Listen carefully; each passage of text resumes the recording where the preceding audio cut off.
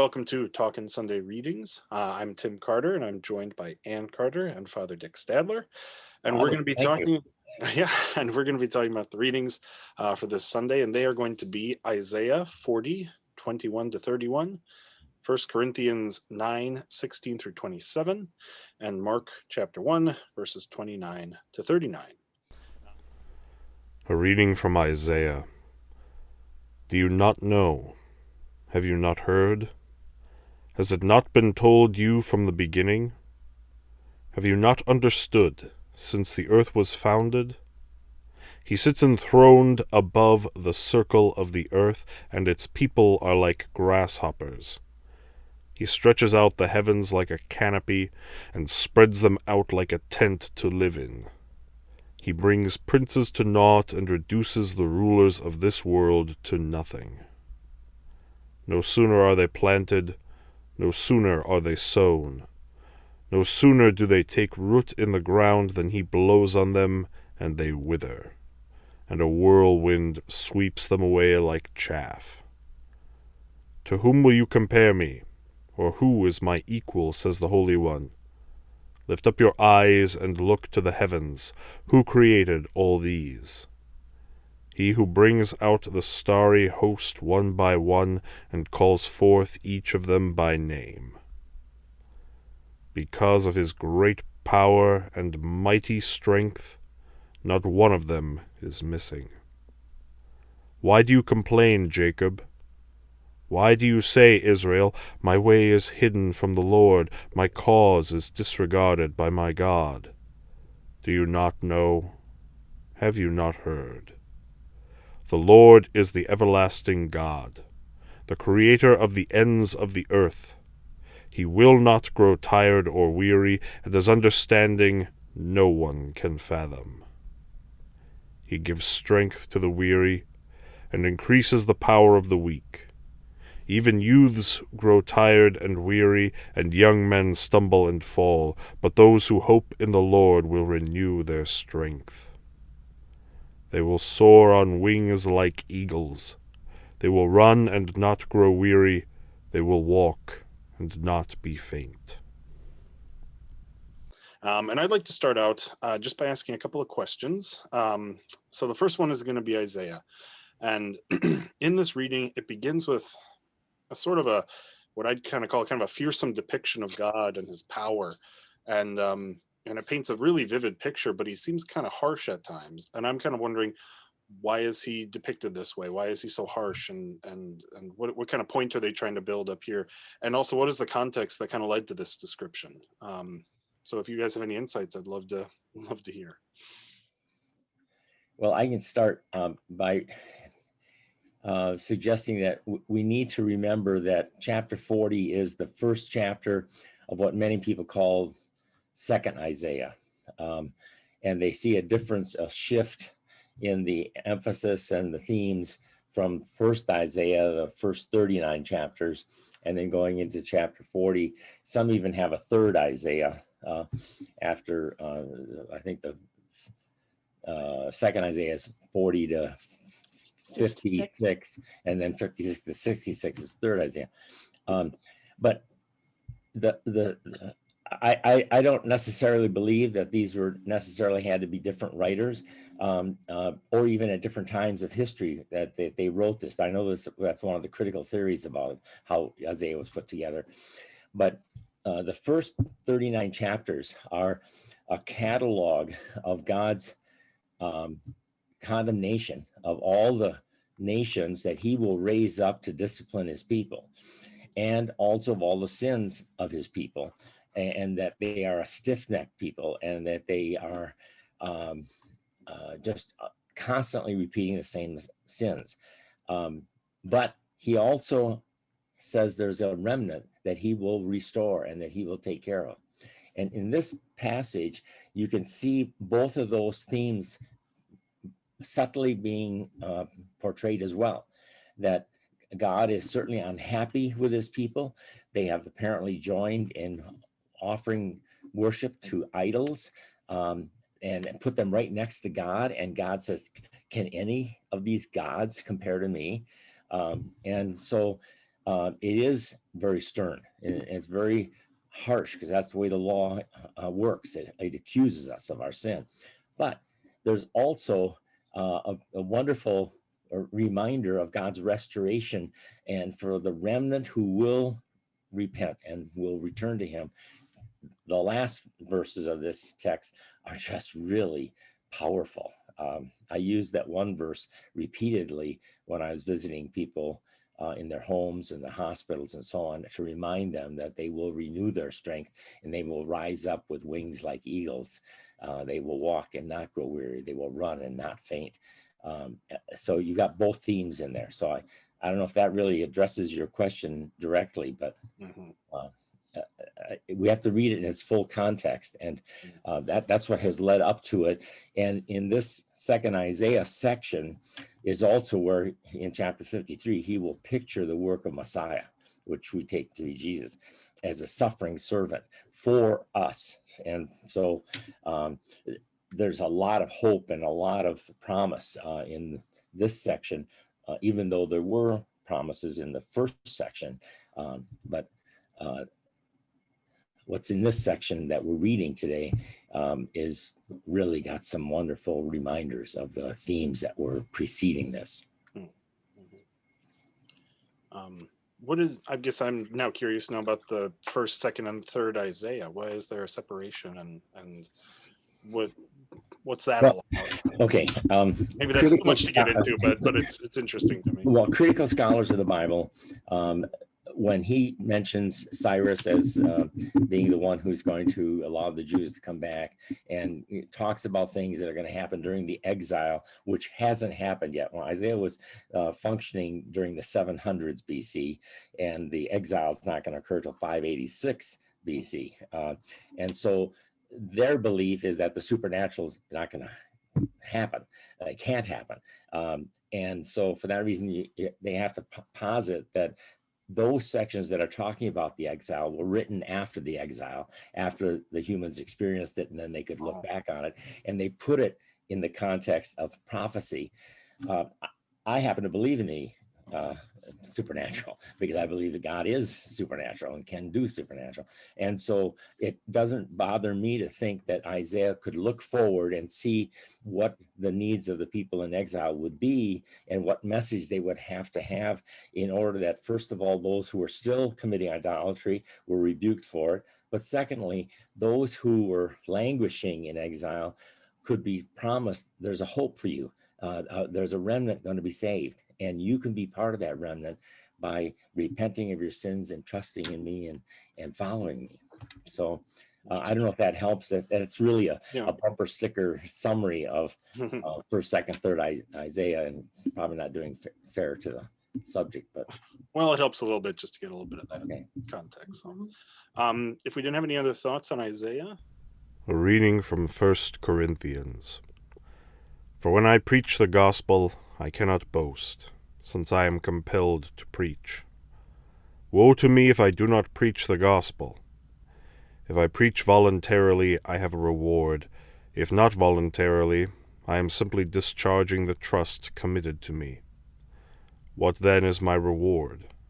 Just this, that in preaching the gospel I may offer it free of charge, and so not make full use of my rights as a preacher of the gospel. Though I am free and belong to no one, I have made myself a slave to everyone to win as many as possible. To the Jews I became like a Jew to win the Jews. To those under the law I became like one under the law, though I myself am not under the law, so as to win those under the law. To those not having the law I became like one not having the law, though I am not free from God's law, but am under Christ's law, so as to win those not having the law. To the weak I became weak, to win the weak. I have become all things to all people, so that by all possible means I might save some. I do all this for the sake of the gospel, that I may share in its blessings. Do you not know that in a race all the runners run, but only one gets the prize? Run in such a way as to get the prize. Everyone who competes in the games goes into strict training. They do it to get a crown that will not last, but we do it to get a crown that will last forever. Therefore, I do not run like someone running aimlessly. I do not fight like a boxer beating the air. No, I strike a blow to my body and make it my slave, so that after I have preached to others, I myself will not be disqualified for the prize. Isaiah? Then I think we can move on to 1 Corinthians. And I said this before as the layman, I struggle with the epistles, mostly about the context in which he's writing and what he's talking about. So if you guys could share any insights about the historical context that he's writing about in this passage from 1 Corinthians. Well, Anne, you've described Corinth as a harbor town. Why don't you describe the context? These people are, obviously every church reflects its culture, whether you like it or not. So tell us what Corinth is like. Well, Corinth was situated on the isthmus, and it had two harbors, one into the Aegean and the other into the strait that led to Rome. So it was double the amount of ships and double the amount of sailors and double the amount of prostitutes and double the amount of drugs and double the amount of, if you think of any port city, that was Corinth to the extreme. And when Paul set up his church there, he set it up with this in a cosmopolitan, very Roman city, a very rich city because of all the trade. And with all that money, you were able to feed all of your desires. And then he has to defend himself. He has to defend his preaching because people don't want to live that way. When you're affluent, you want to do whatever you want to. And 1 Corinthians is the letter that Paul wrote to the Corinthian church, probably while he was in Ephesus. So he was right across the ocean, right across the Aegean, and there were people coming and going all the time, and you could hear what was going on in the congregation. And he just didn't like it. So he's give very strong words. And also part of the dynamic in the Church of Corinth was a one-upsmanship, if you will, between who is the better teacher. And some people, well, they were taught by Apollos, so they're better. And they were taught by Paul, well, they're better. And Paul has to put a stop to that. He preached about Christ, and he did it because he was asked to do it. And why he did it is because not for his own gain. So get that out of your head. But he did it for the sake of the gospel, because he was entrusted with the commission. So it reminds me of the Isaiah passage in that God has to defend himself almost to the people. This is who I am, and this is what I did for you. Don't you recognize it? And Paul almost the same way. I did this because God asked me to. You guys don't deserve it, but God loves you. It's 1 Corinthians is a very fascinating read, but it's also hard, as you said, Tim, because you have to know the people who were there and the culture in which it was written to know what Paul was, because he's quite angry throughout a lot of this letter, but they were doing some really nasty things.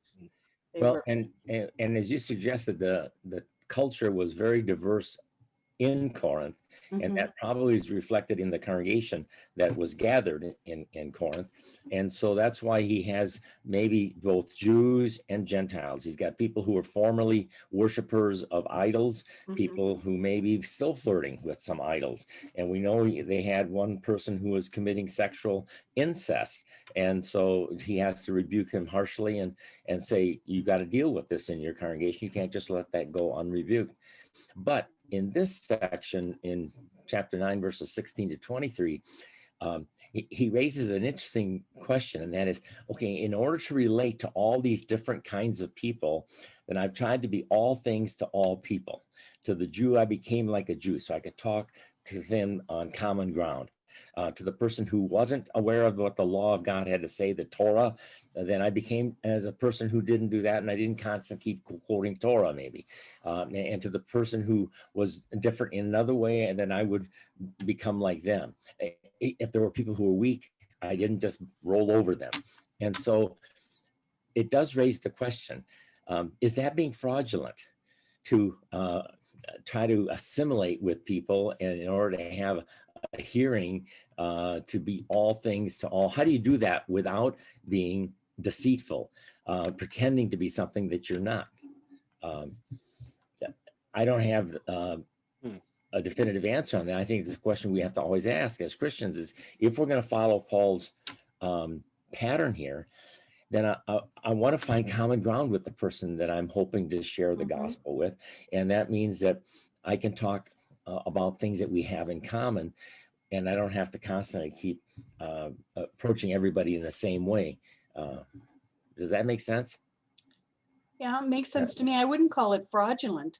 I would say the approach is that you come to somebody where they are at, and you don't condemn them because you try to put yourself in their shoes, and then you try to reach out with some sort of understanding, try to speak on their terms.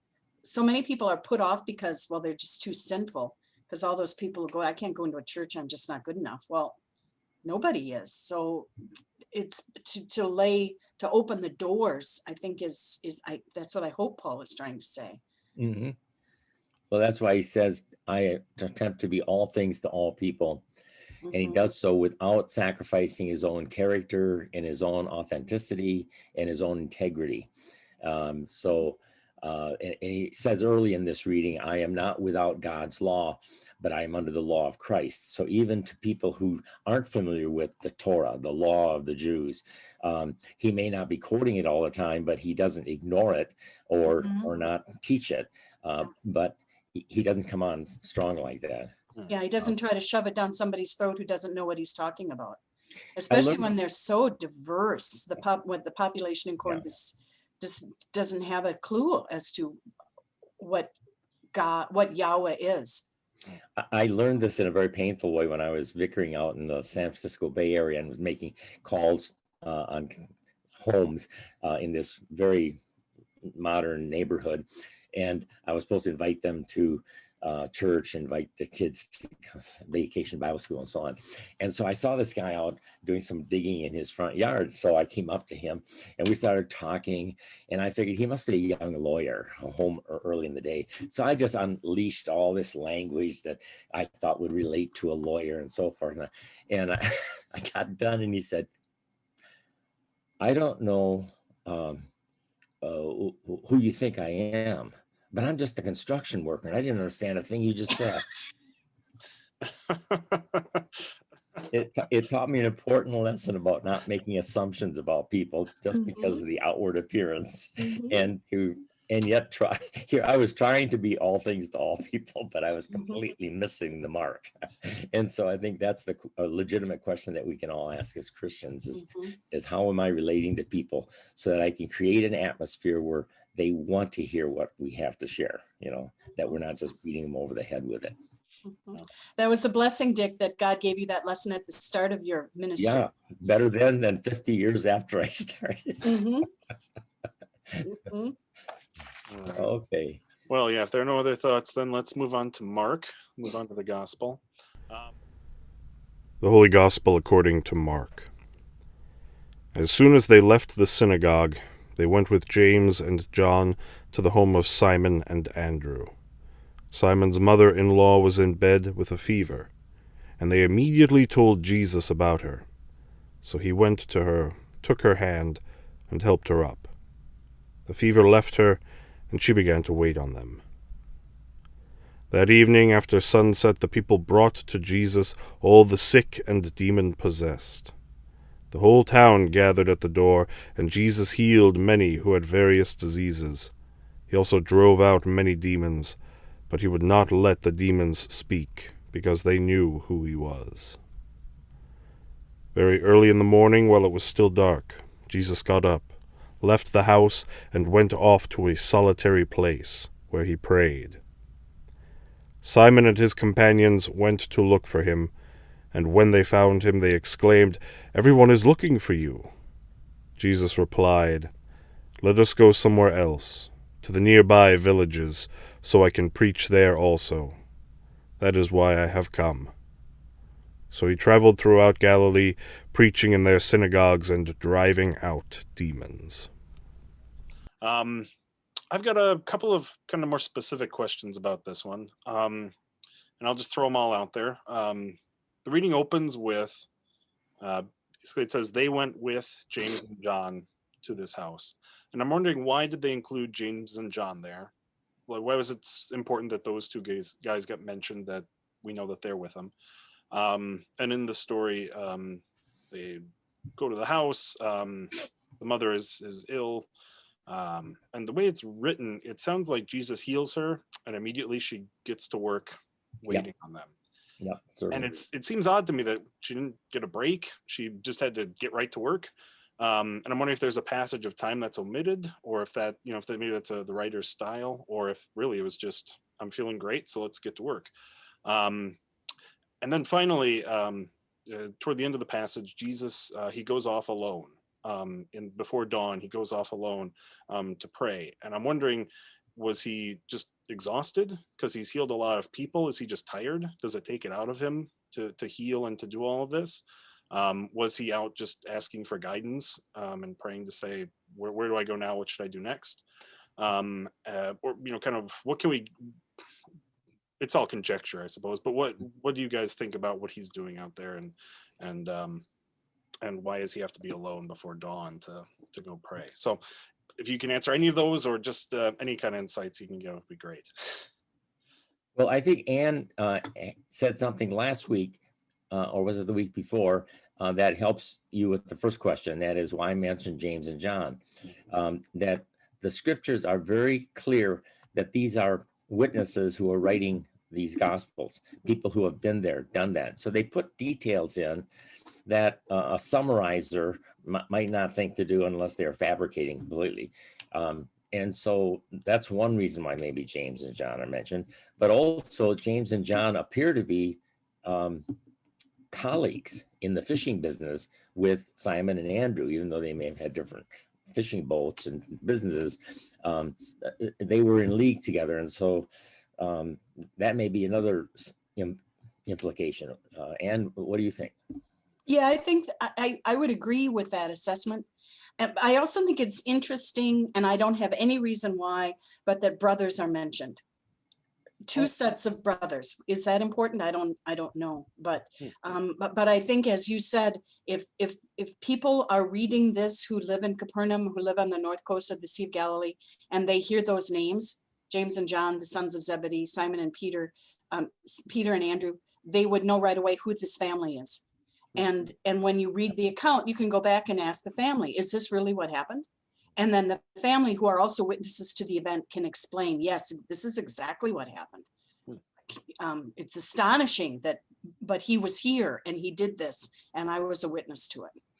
Are you going to share your picture of Simon and Andrew's house? Do you have I will. I have a few pictures, so I'm going to get us into my PowerPoint, and because I'm visual, I like to see where things are. This is Israel. Jerusalem is way down here in the south, and Jesus, the stories now are up here at the Sea of Galilee.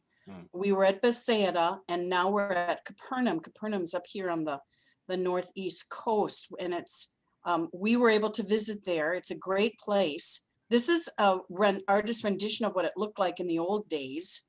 Wow. I thought this was fun, just to show how close everything was. Here's the synagogue that Jesus was at in the morning, just before he goes home. Wow. And then so you can see it's obviously a fishing place. But here from the air, here's a drone picture of the archaeological site that you can visit. Here's the synagogue this is the place of the synagogue. This white synagogue was built on top of the synagogue Jesus visited. Okay. But you can see how close all the buildings are, how dark it is, the basalt. I'll just keep on moving so I don't take up too Wow. much time. Wow. And this is looking from the synagogue. This church is built over that house that that's cool. Simon Peter's mother-in-law lived in. And in order to preserve the site, first they turned it into a church in the first centuries, and then they built it into a bigger church, and then recently they built a church on top of it. And then inside the church, it's glass floor, so you can look down into the dig. Oh, cool. So it's really, really cool. But I love all of these the ruins or the foundational structures of all of these houses that are still available, that you can still see today. Wow. And here's looking back at the synagogue and seeing what's left of this city that Jesus lived in. Wow. Could you go back to the previous picture? Yes. Because I think what this illustrates is at the end of this story, or actually at the beginning of the story, they brought to Jesus, after he heals Peter's mother-in-law, they bring to him people who are demon possessed, and they bring to him people who are sick. And you can see how close all these homes were. And so the word would get out that Jesus is in town, you know, and so they could easily bring him their sick people to where he is, and it wouldn't be a long hike. Everything is so compressed and so tight together. Mm-hmm. No hiding in that town. No, Absolutely not. Got to say, be careful what you say, because stone walls don't necessarily insulate you from sound. Yeah. Yeah. Wow. That's really cool. This reading brings up the same point that we addressed in a previous reading of the healing of a demoniac, and that is that it is very careful to distinguish between people who have sicknesses and people who are demon possessed. Mm-hmm. And so this is just another example of that the writers of the Bible weren't old-fashioned, who were just assigning to normal diseases that we have new names for now in the 21st century, the title demon possession.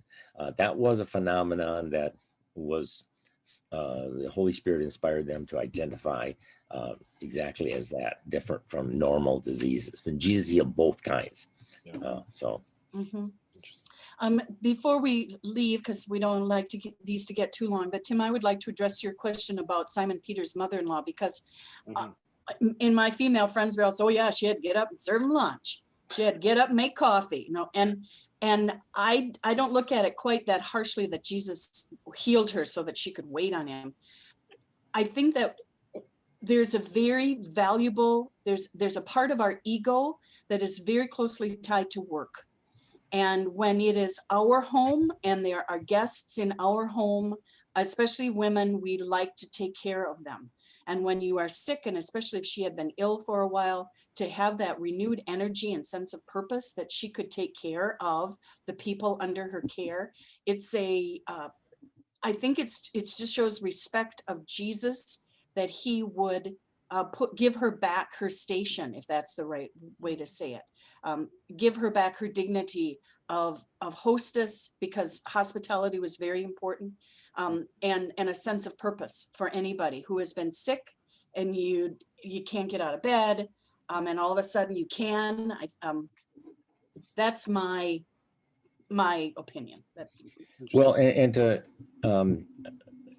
add to that, or to ride along with that idea, hospitality was an absolute requirement, expectation in the ancient world. mm-hmm. And so if she's got given her health back, obviously she's got people that are in her house, you know, that need attention. And so the first instinct would be to practice hospitality for them. Mm-hmm. And so Jesus, this is an indication that she was healthy enough to do it, and that Jesus doesn't just partially heal her. She's completely healed. She's ready to go. Mm-hmm. And so, yeah, that's a good reminder. Mm-hmm. The So only it wasn't a you gotta get to work. I healed you so you could. No, there's nothing in the text that even suggests that Jesus expected that. Okay. It just simply tells us matter of factly that she got up and began to serve them. It doesn't say anything that Jesus. No motivation is attributed. It's just no, exactly. It's just a natural outgrowth of her love and her hospitality. Yeah. Mm-hmm. Just one final thought on this text. At the very end, Jesus identifies what his main purpose was in his ministry. And this is not to die on a cross. He doesn't say that, nor to rise from the dead. He does do those. But he says he went into all Galilee. Let's go to the neighboring villages that I may preach there too. This is why I have come, to preach. And if you look at the map of Galilee, you can see that this is a wide-ranging area with a lot of hills up and down. And so it'd be fascinating to see how many different little villages he preached in that preaching ministry. But the healing miracles that he does are ways of underscoring his preaching and to drawing attention from the demon possessions that he's cured and from Peter's mother-in-law to the words that he wants people to hear. And so they're kind of like engaging events that get people focused on his message. Yeah. Interesting. Cool. Well, that's great. That was really interesting. That was very enlightening. Thank you. Thank you guys for listening. We hope that you like and share and subscribe, and we hope we see you guys here next week. So thank you all. Have a good week. So long. Bye.